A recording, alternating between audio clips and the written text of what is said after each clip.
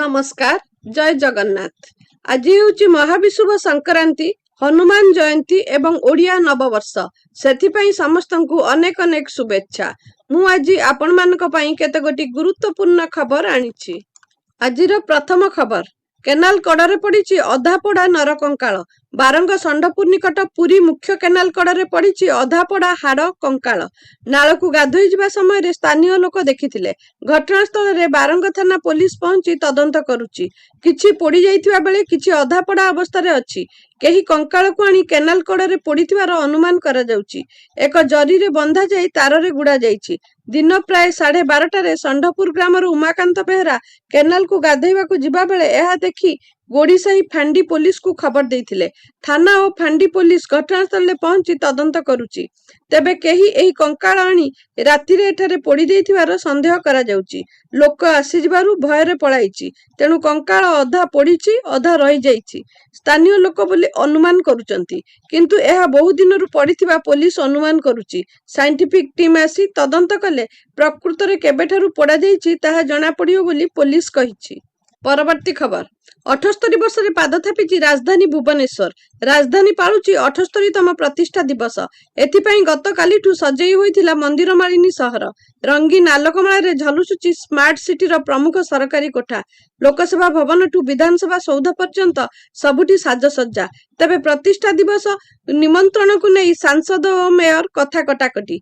राजधानी प्रतिष्ठा दिवस रे पूर्व सरकार को समालोचना करी थिले सांसद अपराजिता षडंगी कहिथिले, दिन थिला भुवनेश्वर सांसद को राजधानी प्रतिष्ठा दिवस को निमंत्रण करा जाई नथिला। आज बेस आदरर सह मते निमंत्रण करा जाईची। आउ मु उत्साहर सह ए कार्यक्रम रे जोग देइची। आगामी दिन रे जेउठी थिले मध्य राजधानी प्रतिष्ठा रे सबु बेले जोग देबी बोली कहिचंती। सेपटे एहा को खंडन करी मेयर सुलोचना दास कहिचंती, अत्यंत एहा दुखर विषय। मु जेबेठू मेयर होईची सबु वर्ष तांको निमंत्रण पत्र जाईची, कुहा मध्य होईची। से अलगा काम रे व्यस्त थांती, आसी पारंतिनी। मु मध्य तांका सह फोन ने कथा होइथिली। कार्य व्यस्तता जोगु हुए तो से आसी पारि नथिबे। आजिर दिन रे एभली कहिबा आदौ ठीक नुहे। से होउचंती भुवनेश्वर रो सांसद। जेउठी थिले भी भुवनेश्वर को प्राथमिकता देबा दरकार। प्रतिष्ठा दिवस रे जोग देबार आवश्यकता रहिछि। परवर्ती खबर, भुवनेश्वर आतंकी लिंक रे गिरफ होइथिबा शेख इमरान रो सांग को एसटीएफ रो जेरा। सोशल मीडिया अकाउंट फ्रीज कला एसटीएफ। इमरान सह दिल्ली जाइथिबा कथा मानिला सांग। इमरान रो सांग को ओडिशा एसटीएफ रो माराथन जेरा। संदिग्ध युवक रहुथुबा भुवनेश्वर घर को जिबा सह युवकर सोशल मीडिया अकाउंट को फ्रीज करिछि एसटीएफ। तेबे इमरान सह दिल्ली जाइथिबा कथा स्वीकार करिछि संदिग्ध। ट्रेन जोगे जाई बस रे फेरिथिबा कथा मध्य स्वीकार करिछि उक्त युवक। केवल सेतिकी नुहे, से दुईटी ग्रुप रो एडमिन हेबा सह संख्यालघु संप्रदाय युवकों को उस्केबा भली मंतव्य बाबद रे पोल खोलिचंती इमरान रो सांग। सेपटे शेख इमरान रो घरे क्राइम ब्रांच रो एसटीएफ टीम खोलताड़ करिछि। अतिरिक्त एसपी का नेतृत्व रे इमरान रो घरे जांच चलिछि। इमरान सह संपर्क रे थिबा एकाधिक युवकों को मध्य पचरा उचरा करा जाउछि।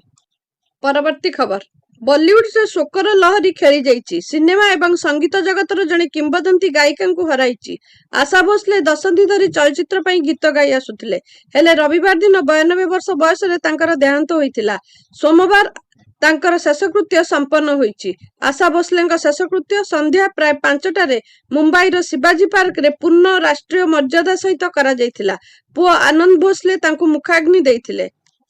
13 एप्रिल सकाळे आशा भोसले पार्थिव शरीर को तांको मुंबई स्थित बासभवन कासा ग्रांड रे रखा जाइथिला, जेउठारे तांको प्रशंसक माने शेष श्रद्धांजलि जणाइबा पई एकत्रित होइथिले।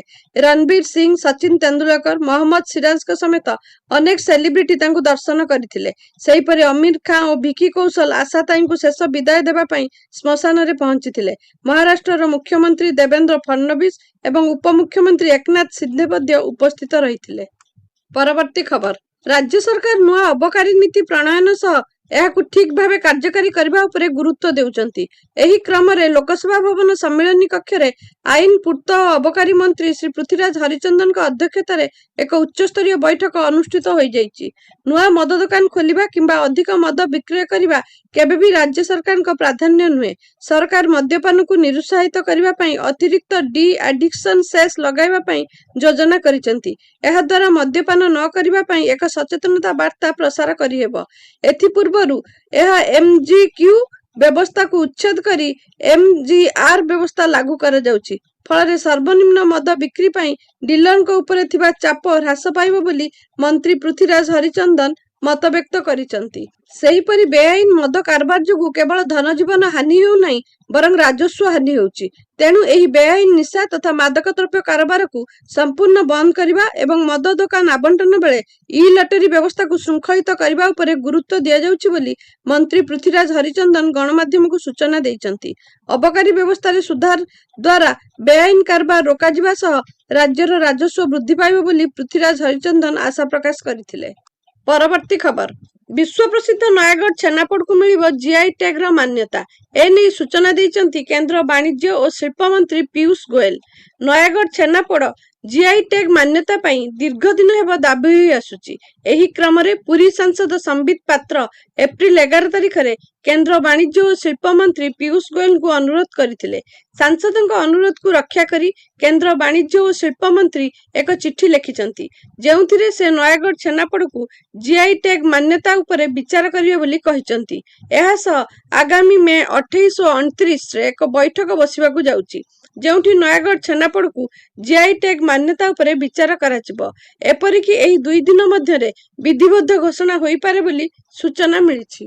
ପରବର୍ତ୍ତୀ ଖବର, ବିଜେଡିର ସଂସଦୀୟ ଦଳର ନେତା ହେଲେ ମାନସ ମଙ୍ଗରାଜ।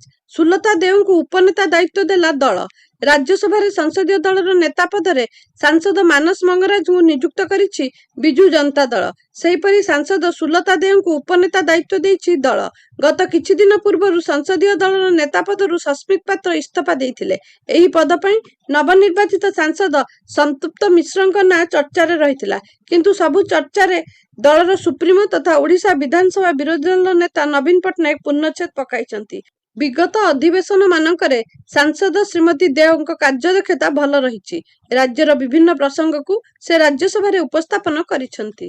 ପରବର୍ତ୍ତୀ ଖବର, ଯାଜପୁର ସହରରେ ଗୁଳିକାଣ୍ଡରେ ଯୁବକଙ୍କ ମୃତ୍ୟୁ ଘଟଣା। 5 ଜଣଙ୍କୁ ଗିରଫ କରିଛି ଯାଜପୁର ଟାଉନ ଥାନା ପୋଲିସ। ଅଭିଯୁକ୍ତମାନଙ୍କ ମଧ୍ୟରେ 3 ଜଣ ପୁଅ ଓ 2 ଜଣ ଝିଅ ସାମିଲ ରହିଛନ୍ତି। ଗତ 6 ତାରିଖ ରାତିରେ ଯାଜପୁରର ପୂର୍ବତନ ବିଧାୟକ ପ୍ରଣବ ପ୍ରକାଶ ଦାସଙ୍କ କାଳିମେଘା ବାସଭବନ ସମ୍ମୁଖରେ ଗୁଳିକାଣ୍ଡରେ ଜଣେ ମୃତ ଘଟଣାରେ ପର୍ଦ୍ଦାଫାଶ କଲା ଯାଜପୁର ପୋଲିସ। ମୃତ ସୌମ୍ୟ ସାଗର ସାମଲଙ୍କ ପତ୍ନୀ ଶୁଭଶ୍ରୀଙ୍କ ସମେତ ମୋଟ 5 ଜଣଙ୍କୁ ଗିରଫ କରିଛି ଯାଜପୁର ପୋଲିସ। ହତ୍ୟା ଘଟଣାର ମୁଖ୍ୟ ଅଭିଯୁକ୍ତ ହେଲେ ତାପସ କୁମାର ଖିଲାର। ପରକୀୟା ପ୍ରୀତି ଓ ସମଲିଙ୍ଗୀ ସମ୍ପର୍କ ପାଇଁ ହୋଇଥିଲା ହତ୍ୟାକାଣ୍ଡ। ମୁଖ୍ୟ ଅଭିଯୁକ୍ତ ତାପସଙ୍କ ସମେତ ମୃତକ ସୌମ୍ୟଙ୍କ ପତ୍ନୀ, ତାପସଙ୍କ ଭଉଣୀ ପ୍ରୀତିପ୍ରଭା ପ୍ରିୟଦର୍ଶିନୀ ଓରଫ ଚିନୁ ଓ ବନ୍ଧୁକ ସପ୍ଲାୟର 2 ଜଣଙ୍କୁ ଗିରଫ କରିଛି ପୋଲିସ।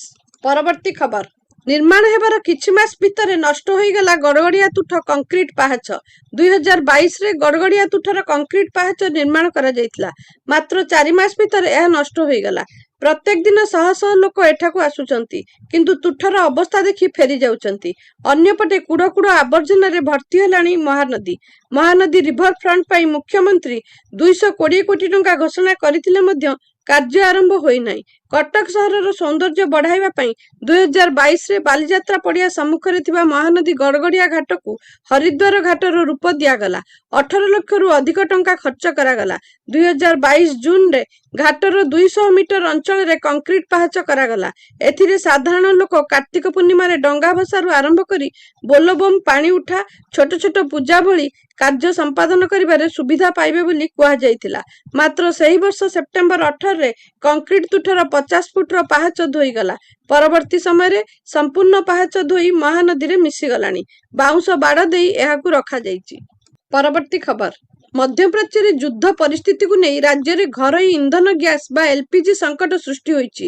ଗ୍ରାମାଞ୍ଚଳଠାରୁ ଆରମ୍ଭ କରି ସହରାଞ୍ଚଳ ପର୍ଯ୍ୟନ୍ତ ଲୋକେ LPG ପାଇବା ପାଇଁ ନାହିଁ ନଥିବା ହଇରାଣ ହରକତ ହେଉଛନ୍ତି।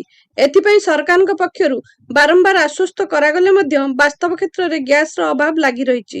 ତେଣୁ ଲୋକେ ଏବେ ବି ଏହାର ବିକଳ୍ପ ଭାବେ ବିଦ୍ୟୁତ ଚୁଲା ବା ଇଣ୍ଡକ୍ସନ ବ୍ୟବହାର ଉପରେ ବିଶେଷ ଗୁରୁତ୍ୱ ଦେଉଛନ୍ତି।